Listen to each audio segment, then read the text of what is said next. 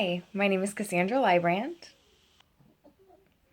and I am here to discuss with you Chapter 4 from our text, Evil Minds, which would discuss how to create a monster according to psychological theories of development. Now, this chapter actually touches on 3 different theories, and all of these discuss how violent and sexual predators become who they are. There's a dispositional trait theory, which has its basis in genetics.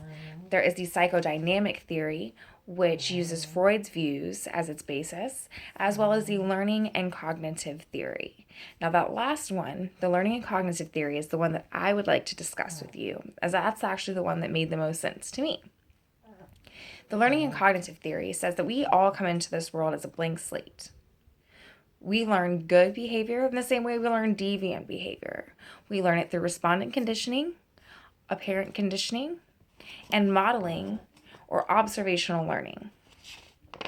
Now, respondent conditioning, our book defines as an association which is established between a neutral stimulus and a psychological or emotional response. Now, those responses can be emotionally negative, such as fear or anger, anxiety, or they can be emotionally positive. They can cause you to be more relaxed or sexually aroused. Now, these responses are going to come from some kind of stimulus. For every action, there is a reaction. It's sort of the same kind of concept. Now, there are unconditioned stimulus and unconditioned responses, which are what we have when we're infants, before we really have any idea on how to respond to anything. These are responses that can't be learned. They're an instinctual response. Our book has a great example of an infant who is picked up and held by its mother. Now, that unconditioned stimulus of being picked up and held, it elicits an unconditioned response of loving warmth and comfort.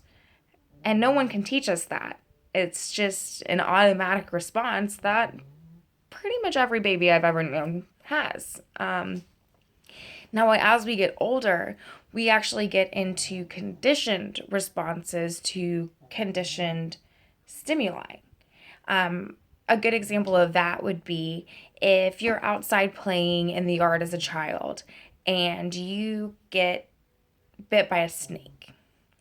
Now, later on, every time that you see a snake, which is going to be your conditioned stimuli, your conditioned response is most likely going to be fear, because you're going to go back to that situation where you got bit by the snake. Now, a lot of these conditioned responses can actually be generalized also.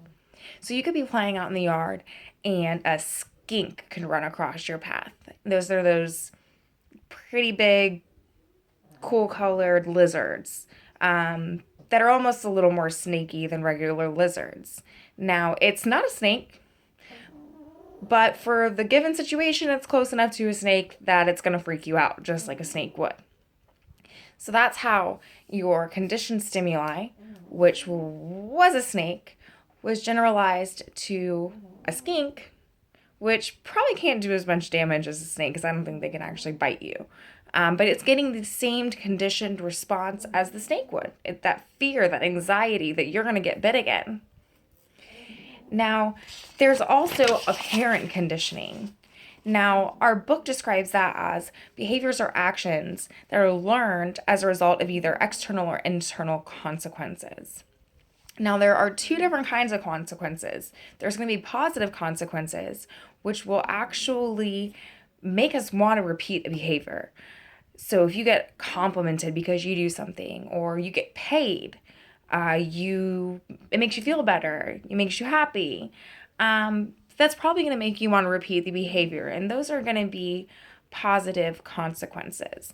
Now, there's also aversive consequences, which are actually going to make you probably not want to do that again, or at least not for the time being. And that would be if you got in trouble with mom and she spanked you for something that you did. That would be an aversive consequence. As well as something that caused you anxiety or embarrassment. Those would be things that maybe would deter you from doing those again right away. Now, there are Another thing that we discussed was modeling in this chapter. And that's another good way that people learn how to react to different situations. So, as a child, you get to see how mom and dad handle different situations. Our book had a somewhat unfortunate example of living in a home with a violent parent who uses intimidation and anger and violence to get what they want. And as a child, you may not use those tactics. But later on down the road, maybe when you are older and in a similar situation, you may decide that you feel that it's best to use violence and to be a bully and to be use anger to get your way because you saw how well it worked when you were younger. Now, there can also be good modeling, though. I know that's not a lot of what our text talks about, but maybe your mom or dad taught you, or you saw them take the better path or be the bigger person, and decide to walk away from a situation that they could have used violence and it actually worked out better for them. The big thing there is what the end game is. If they used violence to get their way all the time and it worked out for them, then the likeliness is that you're going to think that it's going to work out for you too. But if you learn the same kind of trait as far as goodness goes, if you see that doing good all the time gets you just as far as being violent or being mean and aggressive, then you will probably, or even if it gets you further, would be even better. It's going to make you want to do good instead of doing bad. And that's how modeling works. We don't even necessarily, that's the interesting part about modeling. It's not a behavior that necessarily a child's going to turn around and use that next day. It's something that we store in our subconscious. And it could be a decade before we feel, before that clicks, before a situation comes about that we feel like we can use that behavior that we observed when we were children. And the idea of modeling actually would not come about without cognition. And our book describes cognition as attention, memory, and anticipation of reward. So like I said, you have to pay attention to how someone else is handling a situation. You have to keep that in your memory. You have to store that in your subconscious. And then later on down the road, you have to have the mindset that if I act the way that so and so acted, I'm going to get that reward. I'm going to get that same good outcome that they got by acting the same way.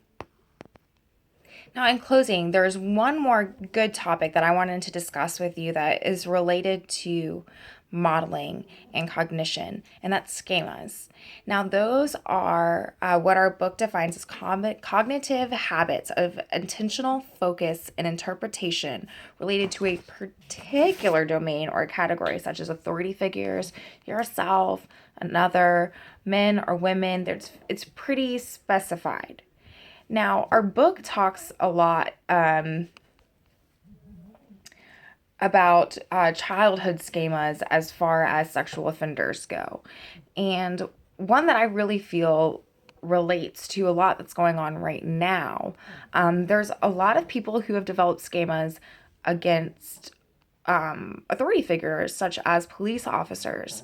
Now, example of that would be if you as growing up, if you watched your parents have a lot of run-ins with police officers and they had a very bad reaction to dealing with people in authority like that, to police officers, your automatic reaction is going to be, as soon as you see a cop, it's going to be a negative reaction.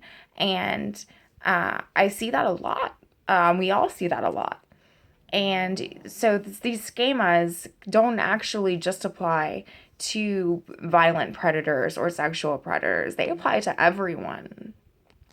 And I wish I had time to talk more about all of the great things that I learned in this chapter. Unfortunately, I just surpassed 10 minutes. So I hope you enjoyed my speech and have a great night.